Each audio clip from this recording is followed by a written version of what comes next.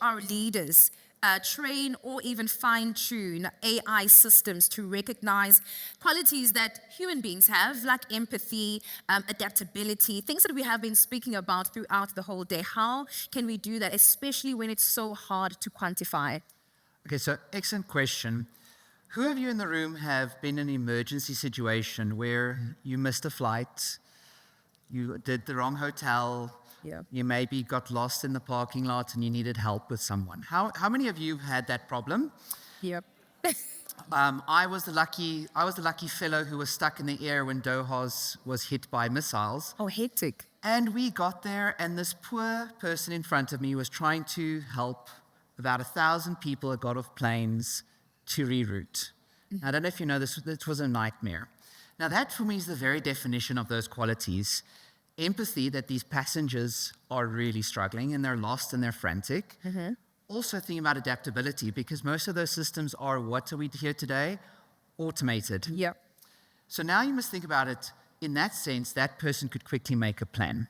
So to address your question, it's a case of we can measure these items, and we've had several experts here with systems to do so. But what I want to think there for you is, what variables and data are you currently collecting, and what are you rewarding? Collaboration, adaptability, resilience, and ethics. Are you rewarding that in your current culture? Do your variables and data actually reward it? Because if it's not currently integrated, how can you tell an AI system to reward those variables? No, thank you. I think that was quite concise, really getting us into that conversation. And it's a really good question, especially when it comes to quantifying those things that we actually deem not to be able to be quantified. And it was quite shocked that you can actually do that. It just depends on the data that you have. Depends on the data. It depends on the data. And now, Naomi, so how can these organizations then ensure that AI and recruitment algorithms reflect their core values as well as workplace culture? Okay, I think firstly we need to unpack the word algorithm. I think people just get intimidated by that word. It's basically a calculation. That's what we're doing. We are calculating certain behaviors, and then we are putting it on a model, which we now term LLMs. And this is how these LLMs help us predict the behavior that we are trying to either see in the organization or improve and optimize on, right? And I see organizations wanting to overlay AI or algorithmic decision-making on everything. I think that's the wrong way of doing it. The basis of an organization is its values. Yeah. But we need to also unpack the values. What are the principles that make up the values? Is, for example, inclusion a principle of yours? So if inclusion is a principle of yours, how is it lived? So the 5 W's and H, the what, where, how, and why, right? How is it lived? In the recruitment space, we were just talking at lunch now, someone was saying, when I go and interview, I go to the parking lot and I go and see the cars that are parked there, and that's how I gauge if I'm going to be paid well or not, and if I can actually stay in this organization. That's what candidates do. And when I tell hiring managers, in as much as you are the one who is interviewing, candidates are also interviewing us. Right? So if a candidate already does that, that's a touch point that we don't know of as an organization.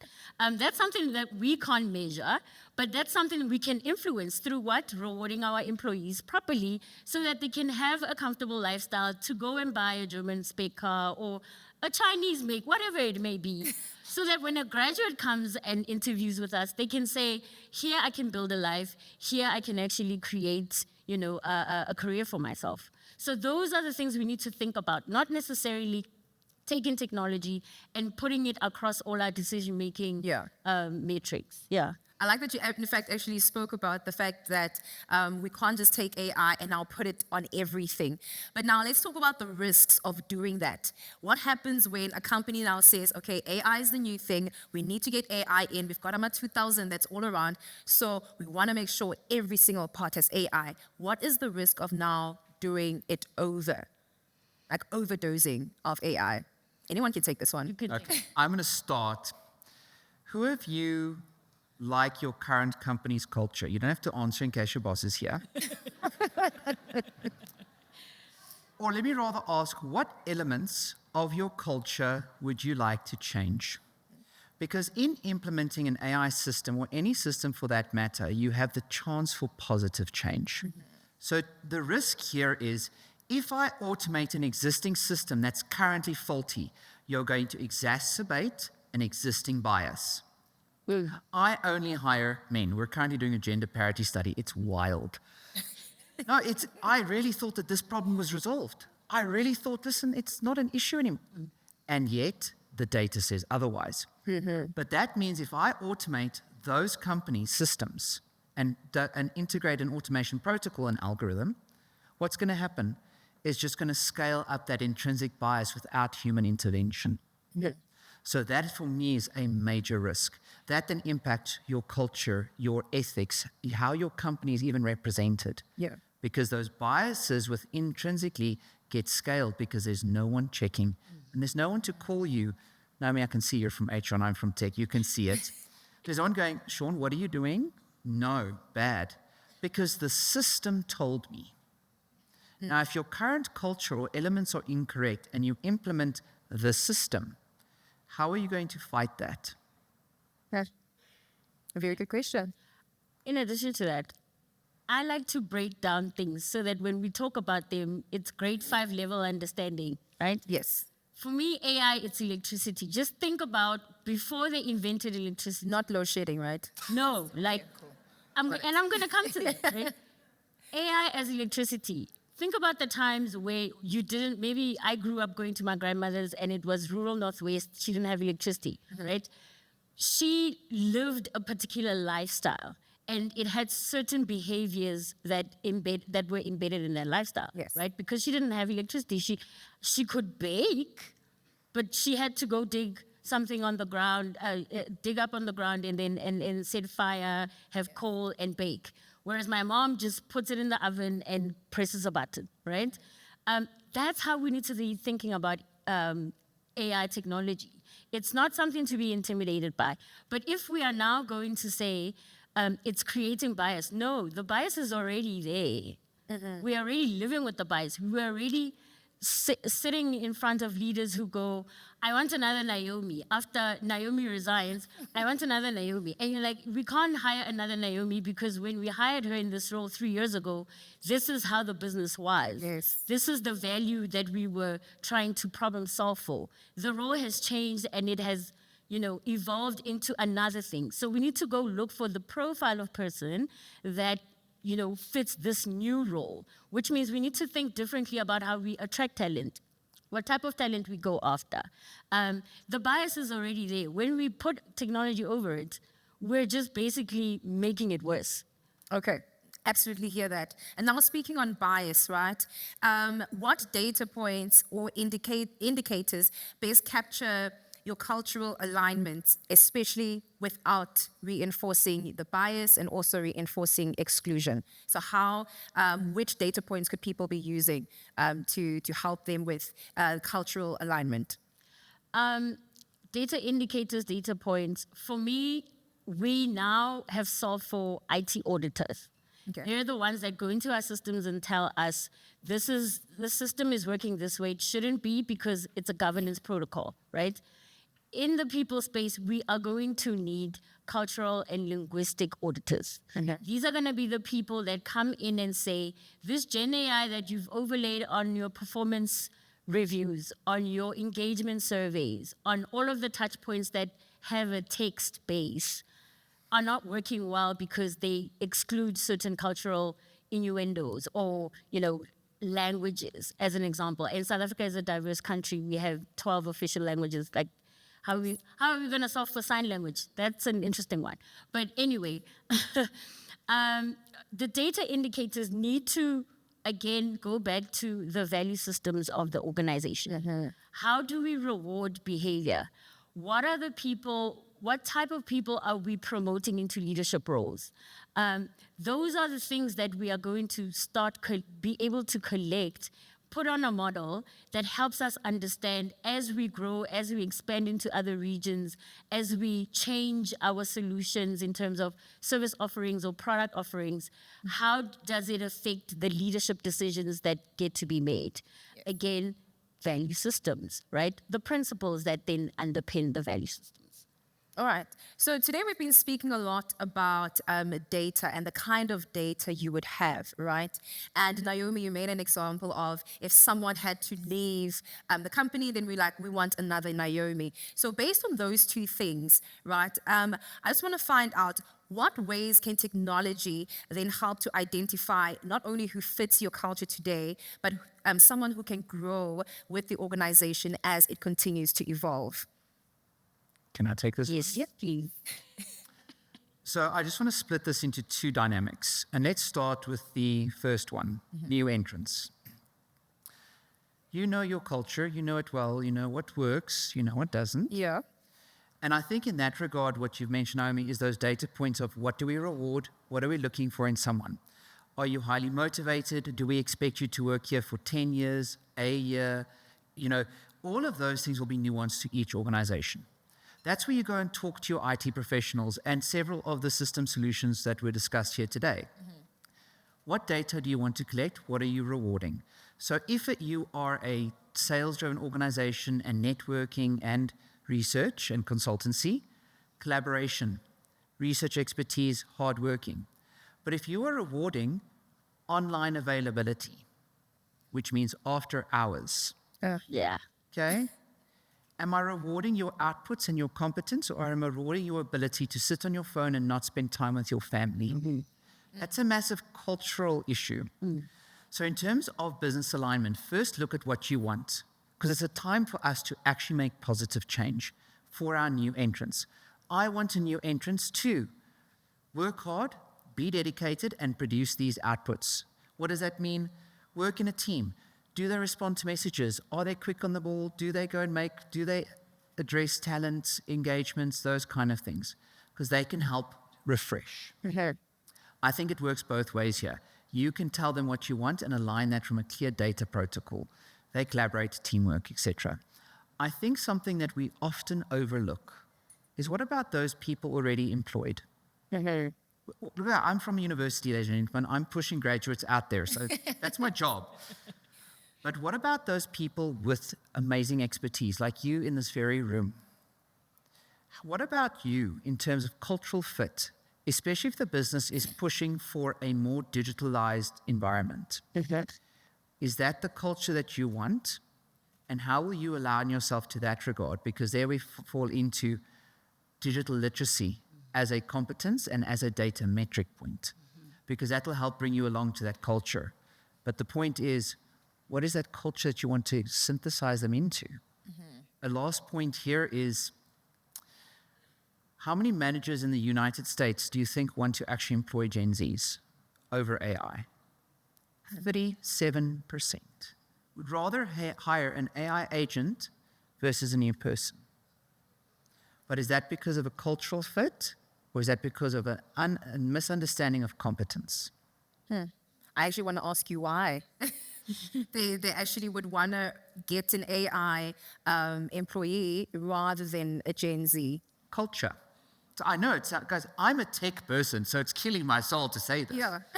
But in the sense of, when's an AI late?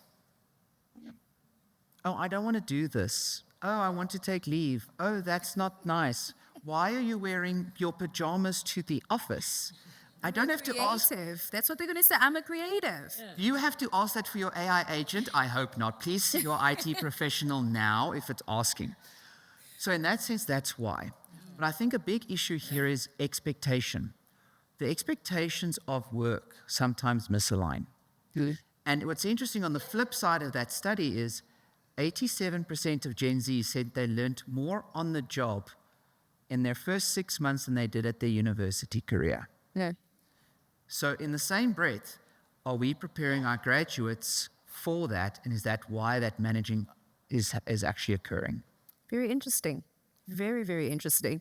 Naomi, I'm going to come to you. A lot has been said about collaboration just between cross functions, and I think Dr. Kruger has touched on that, but I just want you to just expand on it just a little bit in how can cross functional collaboration between HR and data scientists as well as leadership ensure that the recruitment algorithms reflect both the technical as well as the cultural priorities.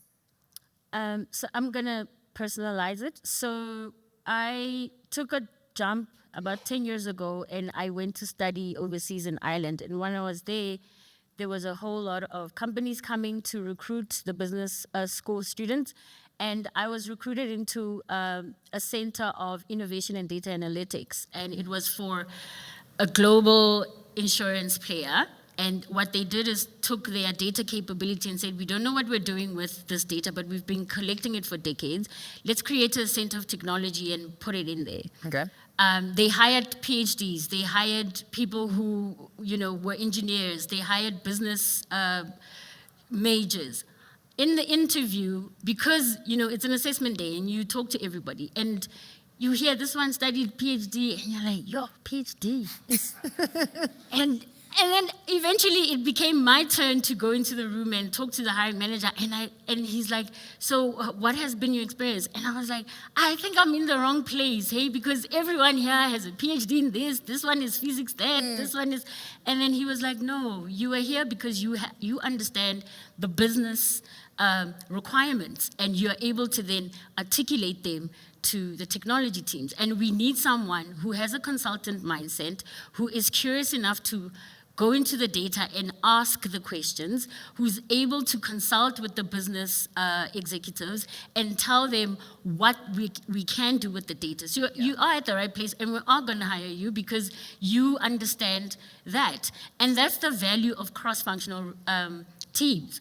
They bring different types of knowledge sets to the problem, and we don't see the problem with one way of solving for it, right? Yeah. And then in that way, we are reinforcing the collaborative value that we may have in the organization, or we are reinforcing the transparency value because we're able to then intricately go into the data and ask questions that we haven't necessarily asked ourselves before. Yeah. For example, why are we struggling to attract black talent at certain levels of the organization? What is the organization communicating that we might not be aware of? Or why are data scientists coming in and then leaving 6 months later? It means that the culture of the organization either hasn't figured out how to create a space for data scientists in the organization, or we don't know how to manage them, so they just feel like this is not the right place for me and I need to leave. So as people, teams who work with technology teams, we bring the human insight, and then the technology teams, they bring the tech side, and we can merge the two together and solve the problem that is for business. That is absolutely fantastic. So now just closing the conversation. So how might AI and predictive analytics transform the very definition of a cultural fit in a very diverse and hybrid as well as global workplace? And any one of you can take this question. And they look at each other. So in one word here, think about it as allowing you to break down silos. Because the more that you have an AI agent that knows everything across the organization, they can quickly go, break down that silo. Naomi's currently an expert in business translation and requirements. Hi, I'm struggling with this. Who do I talk to? And it can refer me to you. And I think in that regard, it can really help, whether it be face-to-face or hybrid, because now you have someone to ask, who can I ask for help? And they get you to the right person instead of a call center. Instead of a call center. Yeah. No hate on call centers. I think from an employee experience point of view, we look at the employee journey from attraction to alumni. Yeah. And we also have to be cognizant of the fact that we are living in a mobile, highly connected world, right?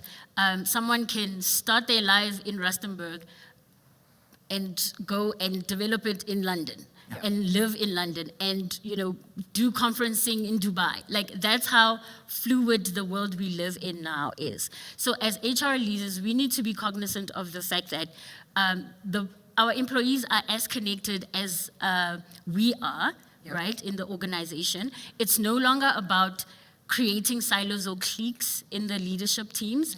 The people can see right through it.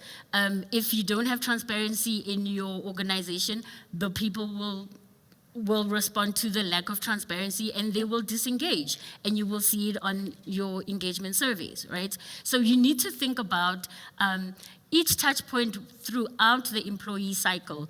How do we create an experience that makes someone want to tap into the world and stay connected into what the experience that we're trying to create? All right. No, I think that then closes our conversation. This has been very interesting. I hate the fact that we only have such few minutes to actually chat about this, but I'm sure that we can continue the conversation just in the corridors or even on in our tables. But thank you very much for joining me. It is Dr. Kruger as well as Naomi.